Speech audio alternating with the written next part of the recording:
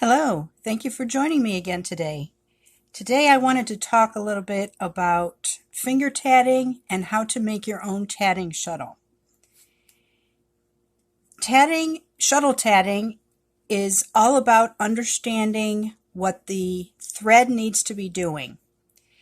And the shuttle that you have seen me use in my videos is simply to hold the thread and make it easier for me to make the rings. You do not need to have a shuttle. You can finger tat if you have a small amount of yarn or even a ball of yarn. You can make the ring. As long as you can make the ring and make the double stitches, you can tat with anything you want. As you can see, I'm using this small hank of thread and I am making the ring around my hand and I am making the double stitches.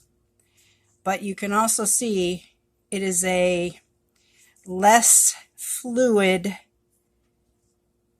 process than if I am using thread wound on a shuttle.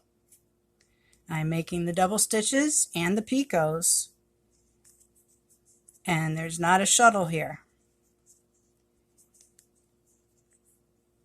Tatting is also about patience. So even if you are using a shuttle, you have to have patience with yourself to make sure you are making the double stitches correctly and make sure they are sliding. So as you can see, this is what finger tatting is. And there is 4 picots, one more, 5 picots. Close that ring.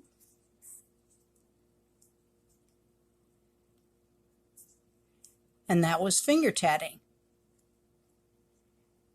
Now you can do the same thing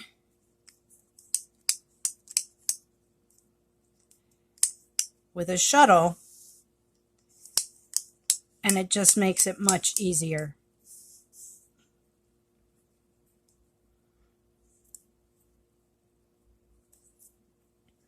You can see it's a much more fluid motion because you're sliding that length of thread that's wound on the shuttle very easily between your fingers.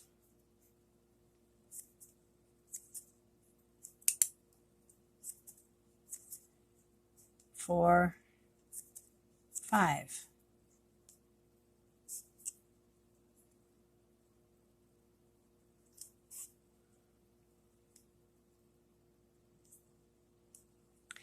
Now, if you don't have access to these plastic shuttles or these wonderful wood shuttles, and you want to make your own, you can do that. These are cardboard shuttles that I made with a rather exaggerated notch on either end. And again, as long as you can make a ring around your hand, and this is yarn I have wound on here, as long as you can make a ring around your hand and you understand what the yarn is supposed to be doing,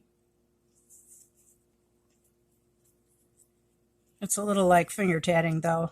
It's not quite as fluid. You can still make the double stitches and the picots.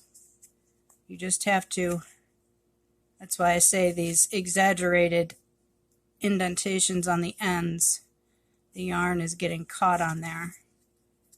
If I were to make these again, I would make the notches a lot smaller.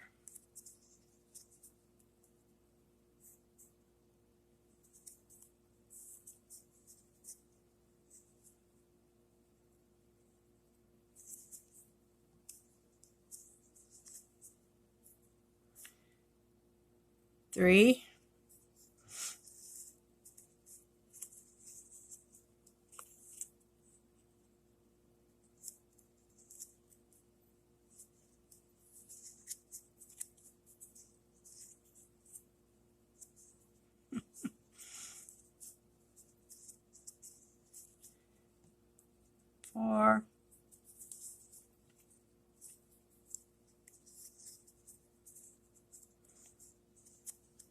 and 5.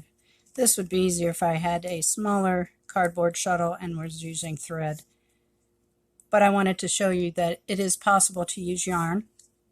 You just make the shuttle a little larger.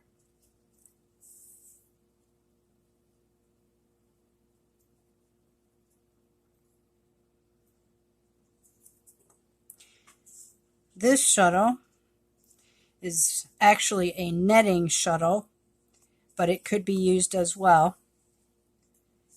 But you can see now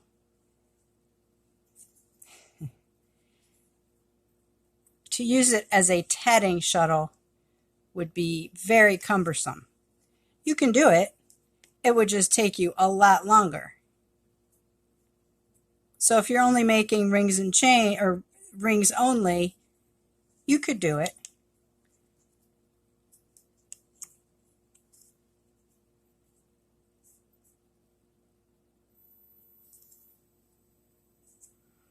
Here's another cardboard one that I wound some fingering weight yarn on.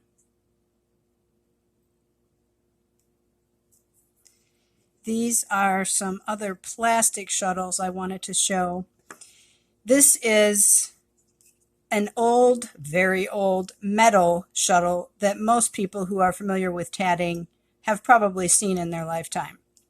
I don't really prefer a metal shuttle because it's much heavier, but this style of shuttle I do like because it only has a point on it. A lot of plastic shuttles nowadays that are being made, they are actually putting a crochet hook on the end, which is nice. You don't have to use a separate crochet hook, but for some reason, the way I tat, my thread always gets caught on that. It never gets caught on the point on these type of shuttles. I just wanted to show you all the different types of shuttles that are possible to use to make the same type of ring, and to point out that you don't need a shuttle at all. You can also do finger tatting. I hope this has answered some of your questions. Thank you very much for watching.